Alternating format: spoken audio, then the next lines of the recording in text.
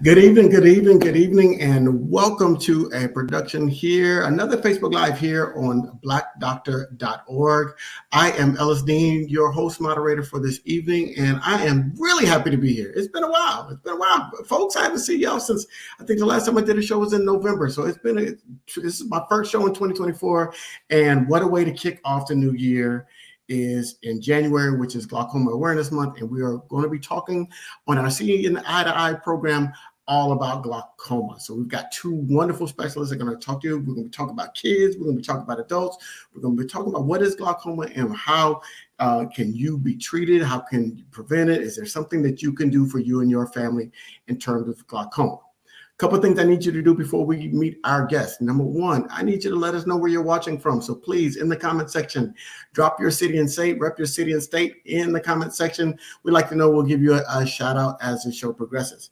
Number two, if you know somebody that needs this information, please tag them, share it on your page. We'd like to get this out to as many people as possible, and we need your help to do that. So please tag a friend or share this on your page. And then finally, if you have any questions throughout tonight's broadcast, please drop those in the comments and we'll try to get it asked and answered. We got a lot of information we need to get through tonight, but if we get a chance to ask and answer your questions, we would like to do that. So please drop that in the comment section.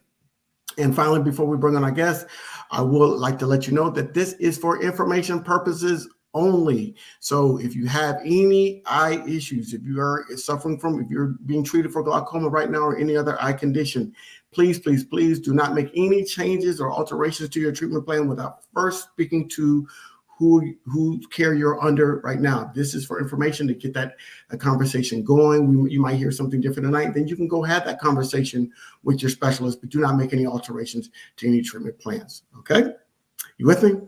All right, let's go. So we have two wonderful ophthalmologists here this evening.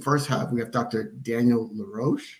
He is a glaucoma specialist in New York. He is a director of glaucoma services and the president of Advanced Eye Care of New York. He is affiliated with the New York Eye and Ear Infirmary of Mount Sinai, New York University, and Island Eye Surgical Center. He is a clinical associate professor of ophthalmology with the Icahn School of Medicine at Mount Sinai Medical Center. He has a long list of credentials, but we're here to meet him, and you can always Google him. Because I say just Google Dr. LaRoche. Good evening and welcome, Dr. LaRoche. Good evening, Ellis. Thanks for having me. Pleasure to be here. We're happy to have you. And then our next guest is Dr. Charles Morgan. Dr. Charles Morgan is a specialist because he is a pediatric ophthalmologist. And so we've had a few pediatric ophthalmologists on there. We had a pediatric ophthalmologist, oncologist on here once before. And I'm telling you, that is such a specialized degree and discipline. So thank you for stepping up and standing in the gap for our children. And thank you for joining us here tonight. Thank you very much. Nice to see you. Well, let's go ahead and kick this party started. So we'll start with you, Dr. LaRoche. As I mentioned at the top of the program, January is Glaucoma Awareness Month. Could you tell us why we observe this month and why it's important? Yes, glaucoma is a leading cause of blindness around the world. In the United States, there are over 3 million people that have glaucoma, and half of them do not even know that they have it. It's a leading cause of blindness in the African American community because we have rates that are about 6 to 8 times higher than the Caucasian race and other races in that respect. And worldwide, there are over 60 million people that have glaucoma or glaucoma suspect, and this number is getting bigger every year with our increasing aging population. Number one cause of blindness. You could have stopped right there for me. Like that could have been it. But okay, so let's talk about glaucoma in adults. What is glaucoma? Tell us about the different types. Who's at risk? What are the risk factors? All of those things that we want to know about a condition or a state that we need to know. So what are those risks? What are the risk factors? What are the signs and symptoms? And why is glaucoma called the silent thief of sight? Okay. Glaucoma is a disease of the eye. If you touch your eye, it has an eye pressure. The normal eye pressure is around 15.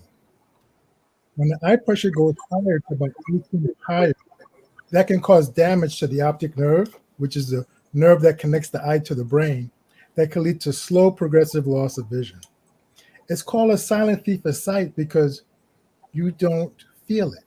Okay. Mhm. The only way you're going to know is if you get your eyes checked and someone can pick that up. I've seen a lot of times where patients will cover one eye and then realize that they can't see out of the other eye. And that's how they realize they have glaucoma and they've already lost about 90% of their vision. So that's why it's called a silent thief of sight. Now, who's at risk for this? People over the age of 50, okay, the elderly. People have a family history of glaucoma. People have thin corneas. The cornea is the front of the eye over here.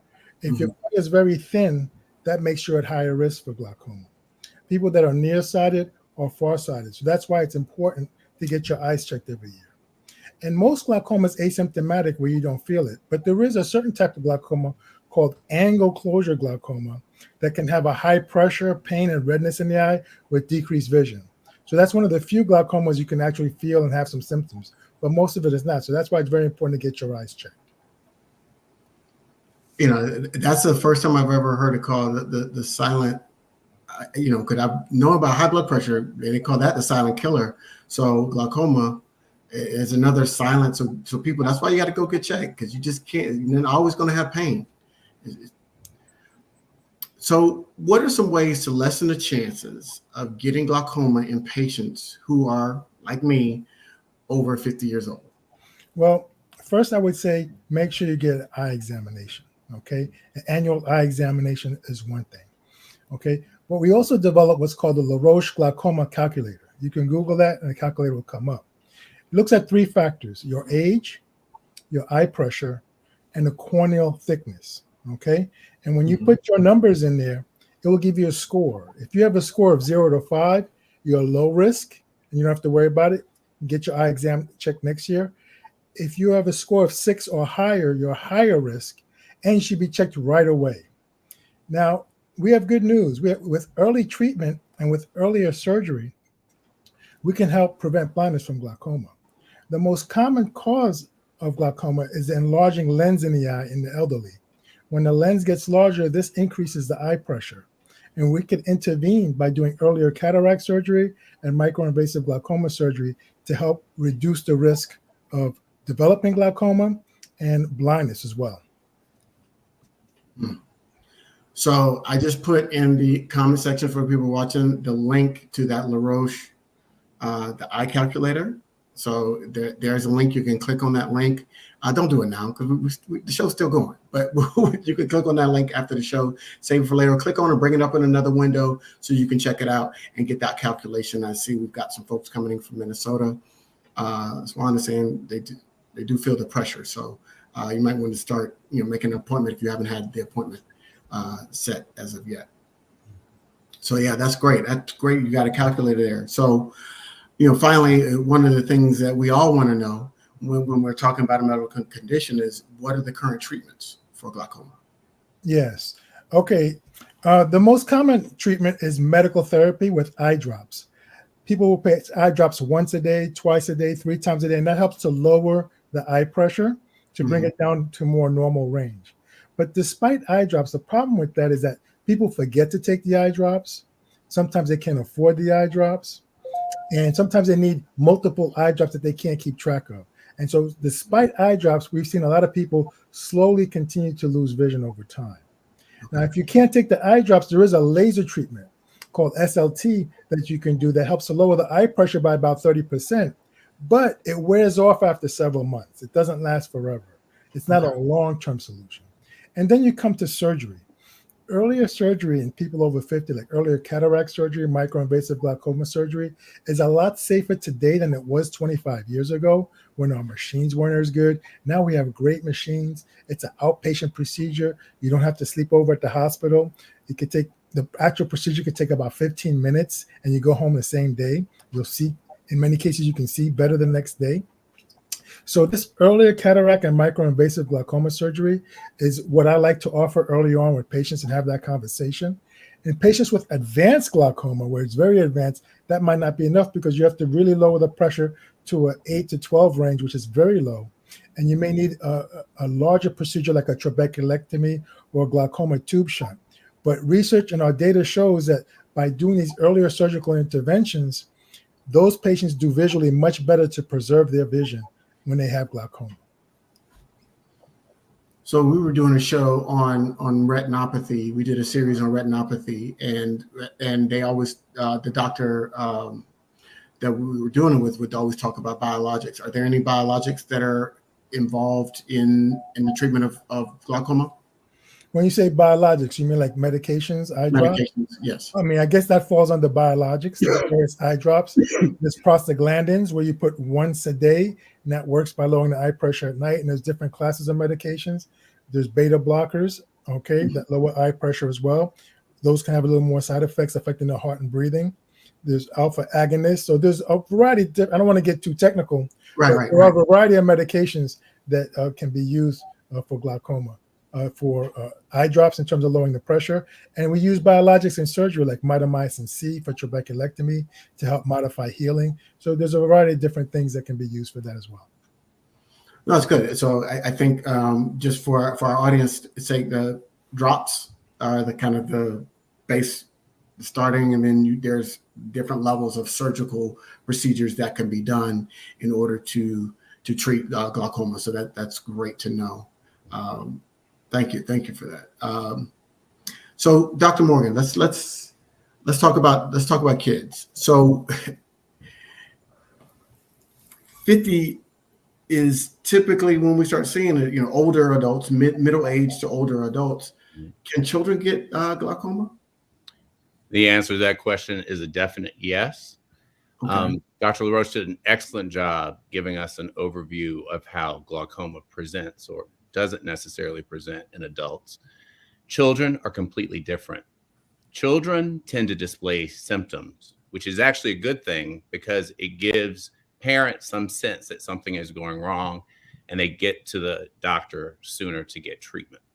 And one big takeaway that I want everyone to sort of take from this regarding children is that if you suspect anything that's going on with the vision in a child, get that child sooner rather than later to a pediatric ophthalmologist for a full evaluation. Because in general, the sooner the treatment and diagnosis, the better the long-term vision for that child.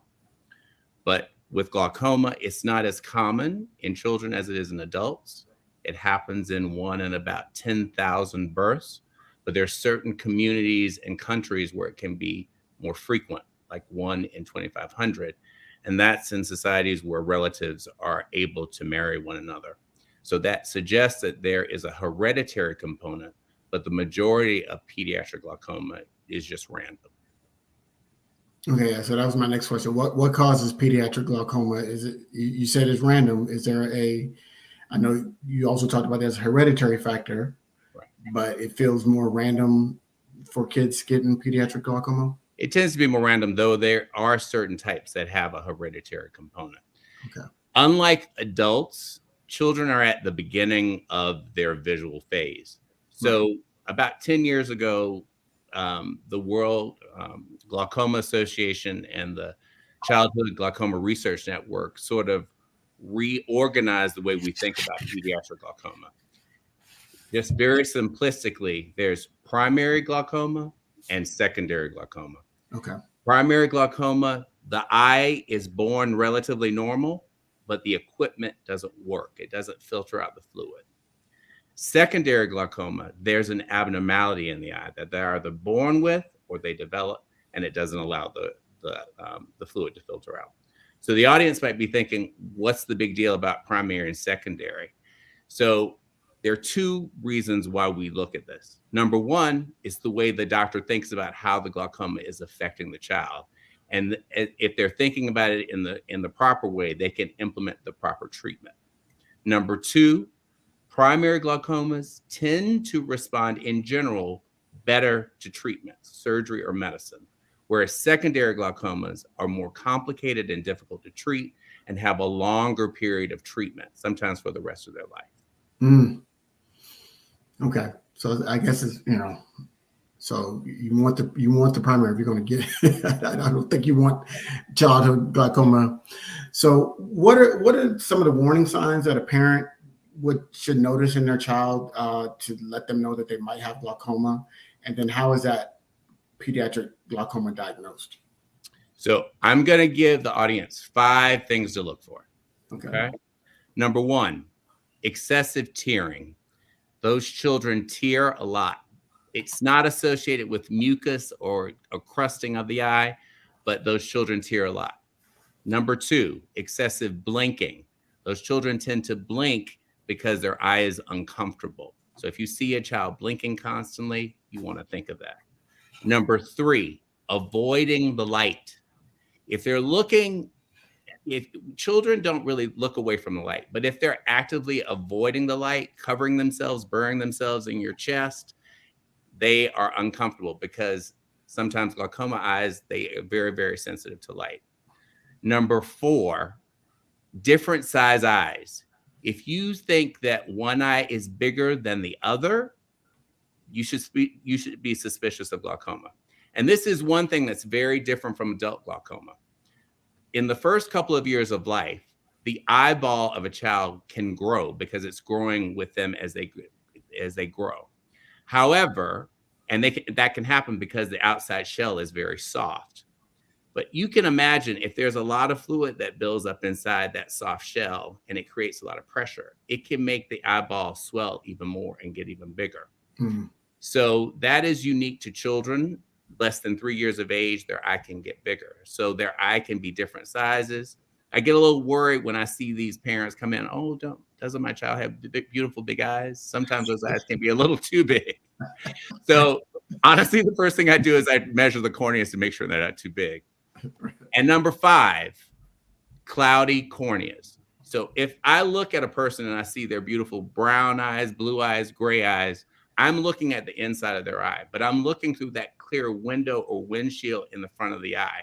And that's the cornea. In children, sometimes when the pressure gets too high, it can make that cornea very cloudy, even partially cloudy or completely cloudy. So if I see that, that makes me suspicious as well. So those are the 5: excessive tearing, excessive blinking, avoiding the light, different size eyes, cloudy cornea. All right. So you get a bad weather report on your corneas. It's not going to go well. All right. So Dr. LaRose, let's turn back to you and talk more about treatment.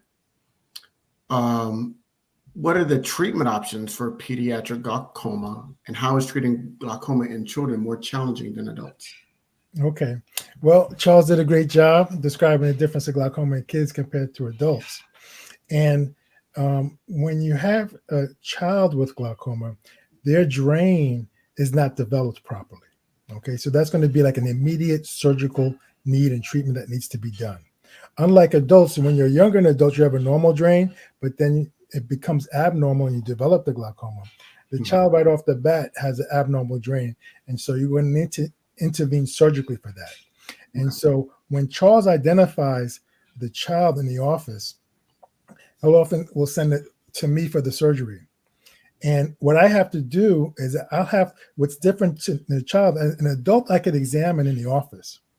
But when you have a baby on the child, I can't examine that child in the office to confirm the findings and the things that I need to do. Okay. So we have to bring that child to the operating room and do an examination under anesthesia. So you have to have a good anesthesia team that can sedate the child properly, okay? And then as soon as the child is sedated, we have to quickly do a pressure check because sometimes the anesthesia can lower the eye pressure in the child by about 50%. So we have to do a very quick anesthesia check. I have to take a look at the drain of the eye to confirm that it's abnormal. I have to do some measurements to confirm that the eye length and size is abnormal. That's called axial length. And I have to take a look at the nerve very carefully to confirm, okay, yes, this is consistent with glaucoma. Because there are other diseases that could present in a similar way that may not need surgery. So I have to confirm the findings. And then once I confirm the findings, I discuss with the family. I say, look, if we confirm the findings, we will need to operate right away. And then the good news is that there's a procedure called goniotomy where we open up the drain and remove this membrane that's blocking the drain called Barkhan's membrane. That has a very high success rate of about 80 to 90%. Okay.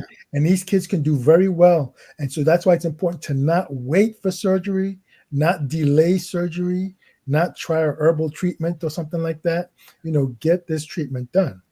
Now, the secondary glaucoma that Charles was talking about, Dr. Morgan was talking about, that's a little more difficult to treat. And because children heal so robustly, despite a successful initial surgery, sometimes they will close that surgery up because of their healing process. And it's not uncommon to require a second or sometimes even a third operation. But the good news is that with these surgeries, the children can do very well. Okay.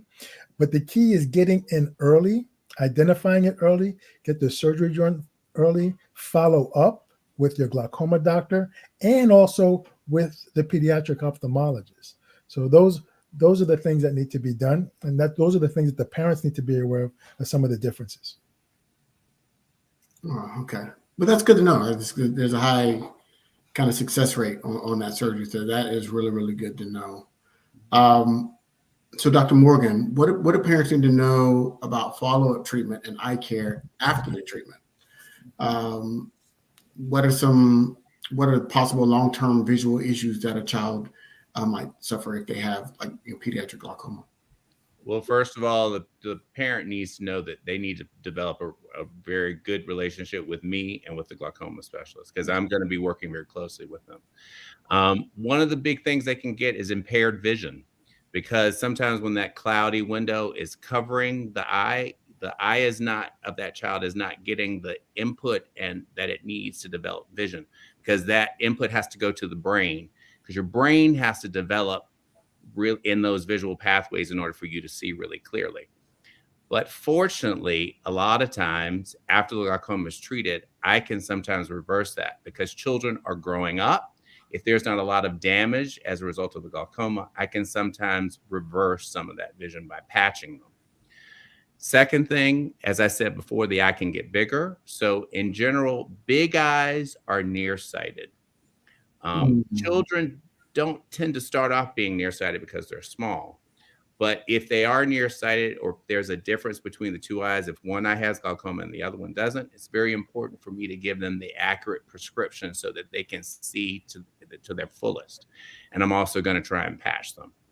The other thing, as Dan already said, is sometimes because even though they've had great surgery, they have a very robust healing response. And so they sometimes need to have more surgery or medications added.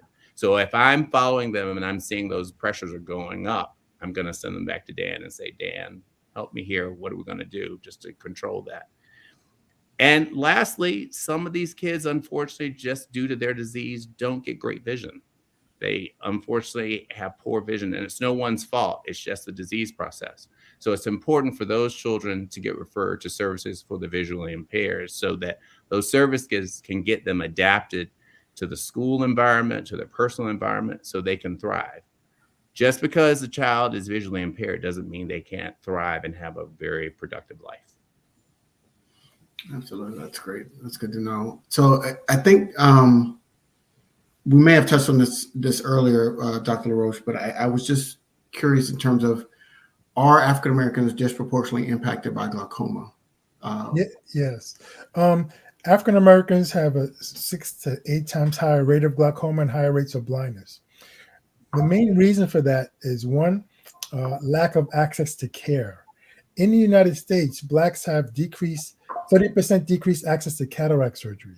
And we know now that the enlarging lens inside the eye is one of the major causes, one of the most identifiable causes of glaucoma in terms of contributing to higher eye pressure. That's my area of research. And we've published several papers to show that with earlier cataract surgery and microinvasive glaucoma surgery, you can lower the eye pressure. And with angle closure glaucoma, earlier cataract surgery, you can actually prevent glaucoma in that respect. So the problem is that there are 26,000 ophthalmologists in the United States, right? Only 10,000 do cataract surgery. And even a smaller number than that do cataract and glaucoma surgery. So we need to train more surgeons. And then when you're talking about Black doctors, okay, at about 26,000 ophthalmologists in the United States, okay, only 400 are African American. Okay. And when you go globally and in Africa, the numbers are even worse.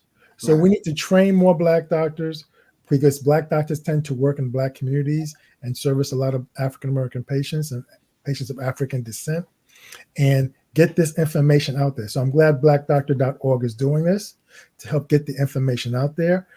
To the young folks, I want to inspire you all. We need more manpower in medicine and glaucoma and surgery. So inspire your kids. It's a great profession. You're helping to preserve vision and prevent blindness, and you can make a good living as well. Wow, that was a good. Dr. Morgan, do you want to add on to? No. Dr. LaRoche is correct. I mean, we do need more Black doctors. I mean, as far as pediatric ophthalmology is concerned, there's an even smaller number.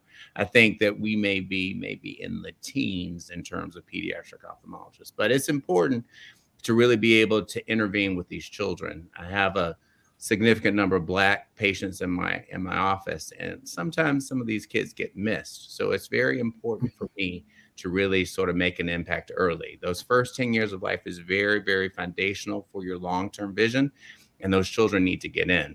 My motto is, I change lives by examining young people's eyes. So I really try to do the best I can, because you want to have these children have the best long-term vision that they can have for the rest of their life. Well, yeah, absolutely. And I echo both of your statements in terms of just really understanding there is a need for more people of color, particularly Black doctors in many spaces, particularly in ophthalmology, because that's one of those body parts that we don't think about until we have a need. Right. So like you should be going to see, like, part of your regular exam routine. You should be seeing an ophthalmologist, particularly if you're over the age of 40. You should get an annual eye exam, fully dilated eye exam. I know if you're wearing glasses, you might get an update on your prescription. That might be a little bit different type of eye exam versus what we're talking about with an ophthalmologist, where they put the drops in your eyes and dilate your pupil and really see all the way through to the back of the eye and see what's going on. So I'm encouraging that. One, people get a family history, understand, hey, mom had glaucoma, dad, because Dr. Morgan talked about, there's a hereditary component potentially in here. And so if there was a family history of it, put it higher on your radar, start going to get those eye checks earlier, almost like men with prostate. If your dad had prostate cancer, there's a higher likelihood you have it. Just go get go get those checks earlier. Number two, if you've got a child that's showing any skills in STEM, that's science, technology, math, engineering, any of those health sciences subjects in school, encourage them, teach them about health careers. There are many schools that have pathways programs that you can get your child interested in and get them understanding what it takes to get through medical school, and get them on that path as early as possible. I say 4th grade, 5th grade, and get them through, because build their village early to get them all the way through, because we do, and then teach and tell them to specialize in ophthalmology when they get into medical school, when they start choosing their discipline. So there's a pathway there, and you see, you're looking at 2 examples on screen right now. So it's not impossible. Okay. I'm possible, and your child is possible, and you're possible. So Dr. Morgan and Dr. LaRoche are living examples of what can happen when we have people of color in this space, because they're sensitive to our needs as a community. All right. I'm going to ask, I'm sorry, I'm getting off my soapbox. I just had to climb on it right quick and echo what you were saying. But in all seriousness, I want to ask the questions that always come up with glaucoma. Can people take cannabis to lessen the pressure caused by glaucoma? Well, there have been some studies that show that cannabis can lower the eye pressure, but it only lowers it for a couple of hours, and you'd have to be smoking cannabis every 2 hours, and you would be high. So the American Glaucoma Society has said, no, cannabis is not good. The eye drops, the medications, the laser, the surgery works much better than that. And so the cannabis is a no. But on the other flip side of that, if you're in a remote part of the world where you don't have access to medications, drops, or surgery, Okay. then that may be something to look into. But in terms of the science and what we have here in America, it's a big no. All right, y'all. Y'all heard it. Okay. You heard it right here. So it's not an excuse. You're using it for recreational purposes. You're not using it for your glaucoma. If you're using it, it's for recreational use, not for your glaucoma. So Every year I get a phone call about that. Let's take the excuse off the table, folks. You just want to use it. All right. The other thing, and I'm going to ask this to you, Dr. Morgan. Are there any things parents could be doing with their kids early on? Like, is there any foods, anything, exercises that they can be doing to either strengthen or help their child's eyesight improve? That's like homeopathic type situation. Yeah. Well, they say that trying to keep kids off instruments, trying to keep them off electronics is actually good. All these companies don't really give a recommendation for that because they want them to keep using their instruments.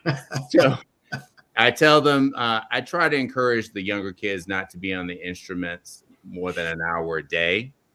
Getting outside, sunshine, like when we were younger, it actually has been, sunlight has been shown to be preventative for developing need for glasses, for developing nearsightedness.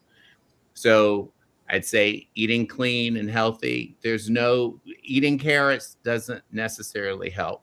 It's full of vitamin A, but it doesn't translate directly into better eyesight.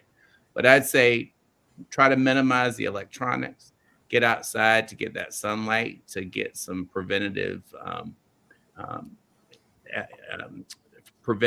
prevention from developing a need for glasses, and just getting their eyes checked. A lot of kids have an issue, but the parents don't even realize they have an issue. I would say for all children, regardless as to whether they're showing signs or not, there's a strong family history of something, certainly bring them in within the first year or two of life. But even if a child's not showing any sort of problems, I pick this up all the time. These kids need glasses. They have impaired vision in one eye. I pick it up all the time. Get your child examined by the age of like 3 or 4, right before they're about to go to school, just to make sure they're okay. Well, we've got a great comment from a viewer, Mary Peterson. She's watching from California, and she says she has glaucoma, and she says she's doing great. She takes her eye medicine nightly, and she eats healthy, and she does her exercise daily. So she is maintaining, and that's the thing. When you get a treatment plan, folks, you have to be adherent to it. Right, you can't do it for that treatment plan. You have to follow it all the way through. So if you have to take medicine twice a day, take it twice a day.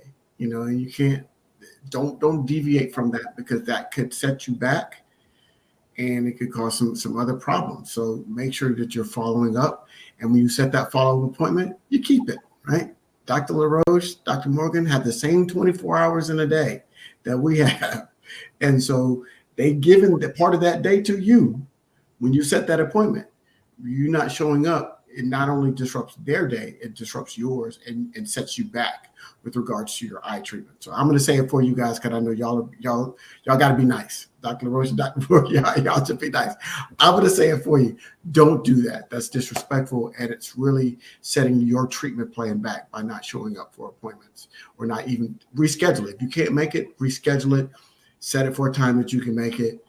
I know there's barriers, but there's a lot of different ways that we can overcome those barriers. Please, please, please take care of your eyes. Also, I got back on my soapbox. Y'all told me not to get back on it, but I got back on it. I did with one of our partners here, Prevent Blindness. I wanted to give them a shout out, and the Children's Vision Equity Alliance, to our partners. So I did put in the comment section a link for the background on glaucoma. It's on the Prevent Blindness website. So if you want to know more information about glaucoma, you can click that link, go to their website. They have a bunch of information. I've been to that website many, many times. They have a bunch of information on a variety of eye conditions, but this one is specific to glaucoma because January, as we said, is Glaucoma Awareness Month. And so do yourself a favor. If you haven't got an eye exam in a while, go get it now, especially if you have a family history of glaucoma. All right, so there is a question from Carissa. She's talking about cataract. So I know, Carissa, we're talking about glaucoma, but we've got a little bit of time here. If you have cataracts as an adult and have the option of surgery or glasses, which is the better choice to make? Okay, thank you, Carissa, for your question. Cataracts and glaucoma are intertwined because a cataract is the lens in the eye when it becomes opacified. That becomes a cataract. But the lens in the eye also increases in size with age. Okay, and sometimes because of that increase in size with age, that it could be a clear lens, but it's contributing to glaucoma. So what I tell my patients over 50 is like, I recommend cataract surgery when one, the cataract is opacified and it interferes with your vision, where you can't read, you can't drive, it's interfering with your activities of daily living, or two, if it pushes your eye pressure above a certain amount. The normal eye pressure is 15 with a normal corneal thickness. If the pressure goes up to about 18 or higher in that normal corneal thickness patient, I say, hey, now you're in a range where you could develop glaucoma. The mean eye intraocular pressure in patients with untreated glaucoma is 18. So when you go 18 or higher, that's a glaucomatous type of pressure. And so I have a conversation with that patient to say, hey, look, your lens is getting larger, it's rubbing up against the iris, releasing pigment. I'll show them a scan showing the size of their lens that's large, pictures of their drain that shows the pigment that's blocking the drain. And I'll say, if you want to even try to help prevent glaucoma, if we do earlier cataract surgery, this will lower your pressure by 2 or 3 points and help prevent or delay the development of glaucoma. So that's my conversation with the patient when it comes to cataracts. Good. So Carissa, that is a great answer for your question. So please know what your pressure level is, get it checked, and then have some real discussions about that. But thank you for that question, and thank you for tuning into this program. I think you got a great comment from Angie. She's saying, get your pressures checked, do it faithfully. So we've got some people that are backing what you are saying here tonight. Yes. So not just your blood pressure, get your eye pressure checked too for your glaucoma. So absolutely. So we talked about vitamin A with the carrots. So I'm gonna call my mom right after this show and tell her all them carrots she made me eat and sit at that table and not get up because my eyes, Dr. Morgan said, that's. I get that every day. If I feed my dog carrots, will they not need glasses? You can feed them carrots; it's good for them, but it ain't going to prevent glasses. And I think you made a great point, Dr. Morgan, in terms of what we're not going to see in the media, and what we have to realize is all of these devices, and I'm guilty of it because I've got 3 devices up right now. I've got a big screen, I got my computer, I got my iPad, and we all got the phones. We're using devices. The earlier devices get introduced into your child's life, the earlier that damage that they can cause gets in their eyes. So you have to get them checked, and you have to do things that are going to get them off of those devices. One of the best things you can do is let them go outside, right? Outside still exists. It's still there. It hasn't gone anywhere. Dr. Stephanie Mariano, who's I'm sure you both know, she would always talk about the 20-20-20 rule when your eyes get tired. And that's looking every 20 minutes, I believe, is it? You look up for 20 seconds at something that's 20 feet away to help your eyes relax from when you're doing, if you're looking at a screen all day long. That 20-20-20 rule helps a lot, but also just going outside. So that those times where you should be taking a walk, take a walk. You're getting outside, look at things that are far away, near, far away. Take your children with you. That one that establishes a habit of walking which is a good thing always in your children. And number two, it gives their eyes a rest from those devices. Because I see kids walking around and that hand is almost, it's going to be some arthritis. Well, it's hard because they are better at using them than we are. I mean, it's just so intuitive for them. So, but you're right. If I just try to get them out, it's right. You're establishing good habits. You're also getting that benefit from the sunlight, and you're getting exercise. So you're getting away from the devices. That's all good. It's a win-win-win. Good question here from BJ Smith. He's asking, can my doctor give me a printout of my eye pressure? They tell me my pressure is high, but don't show me anything. Most doctors nowadays have electronic medical records. And with the electronic medical records, you can usually print out a flow chart that can show a graph of what your pressures have been over a period of time. I will often show that to patients that are unstable to say, hey, look, your pressure is jumping around too high or it's running too high. We really need to bring it down. With that, you can ask them for that. If they can't do a flow chart, you could ask for a copy of your records, and perhaps you could just make your own chart and see what your pressures are, what they're running. But it is important for you to know those numbers, know your corneal thickness. Like I said, you could look up the LaRoche glaucoma calculator, put those things in and see where you're at, if you're still in the high risk category or not. That's a helpful guide that can help you as an individual. Absolutely. And I'll just reiterate, BJ is your provider, right? And so it's your records. So make sure that if you're not satisfied with what they're telling you, ask them to print it out. And that is your prerogative. It's your medical records you can ask. And then if the relationship does become adversarial, you could always find another provider. So that's an option. But I would say the first option is exactly what Dr. LaRoche is saying. Ask for it. And then you can, and you're right, you can chart it yourself. I have a family history of high blood pressure. I'm going to make it personal. I have a family history of high blood pressure. I've got a blood pressure cuff, and I take my pressure every morning, and I chart it. And I see whether it's going up and down, and I chart that myself. And so then when I go in to see my doctor, I can say, here's my blood pressure over the past several weeks. Now that enriches that conversation even more. So now we can have a more robust conversation about, all right, when did you take it? I put the date and the time and what the blood pressure was. And so those are some things that you can do on your own because it's your health. You're with your doctor, maybe 15 to 20 minutes if you're not having surgery. The rest of the time, anything you do is a health decision. And so we have to make sure that you are the driving force of your health decisions and not just to be overly reliant on what the doctor says and does. The doctor's there to guide you and to give you advice and to help you if there are some complications. But you make a health decision every time you put some food in your mouth, you're making a health decision, and you're making a health decision every time you leave your house. And so we really have to be more proactive when it comes to our health and our health record. So that's the third time I was on my box. I got on my box again, so I'm going to get off of it. But I'm from the head nods and the silence. I think Dr. LaRoche and Dr. Morgan are appreciating some of the things that I'm saying. Sorry, BJ. I'm sorry.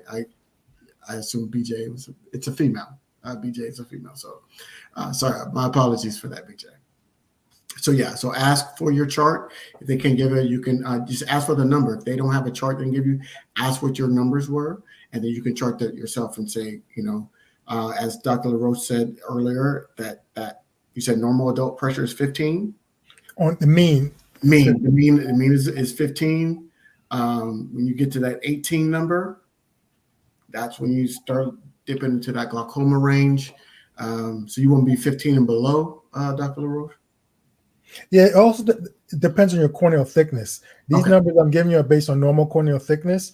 If you have a very thick cornea, your pressures can run a little bit higher normally. Or if it's a very thin, it may need to be a little bit lower normally. So that's just a mean in that respect, but that's a general guide. Gotcha. It has to be individualized. You have to have those measurements and conversation with your doctor. Right. Perfect.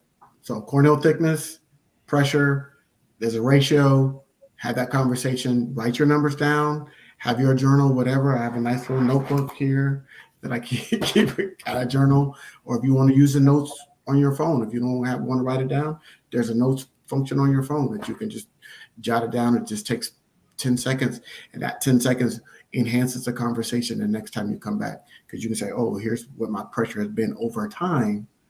Doc, what do you think? And now, instead of just being, you're starting from square one each time. And let me add something to that as well. I mean, this is getting more in depth. The doctor will also do a complete eye examination that will look at the optic nerve, okay, to confirm the presence of glaucoma. They'll do some tests called the visual field test to see if there's any visual field damage, or OCT, optical coherence test, that looks at the thickness of the nerve fiber layer tissue, and that's to confirm glaucoma and the presence of glaucoma. And those are also equally important information to have as part of your record in terms of the diagnosis of glaucoma. But how do we treat it? The main way we treat it is by lowering the eye pressure in that respect. So I just wanted to add that in there.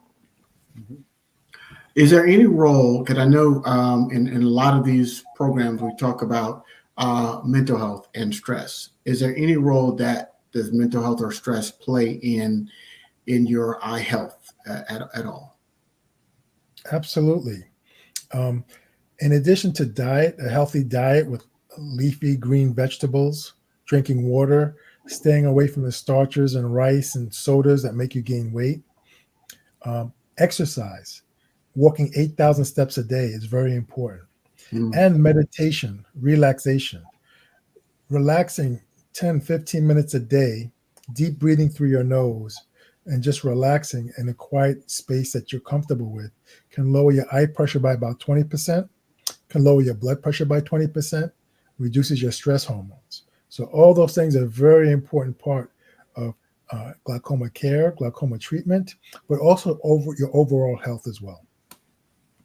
That is great. That is fantastic. So I'm going to put another link in the comment section as we're getting closer to our close. This one is about financial assistance, because, when you hear word surgery, you hear drops and all of these different things, we know there's a cost associated with that. And so we're not just going to assume that everybody has wonderful services or money available to them. And so, but there are organizations and there are associations, including some pharmaceutical associations, that will provide financial assistance because they're dedicated to keeping you healthy.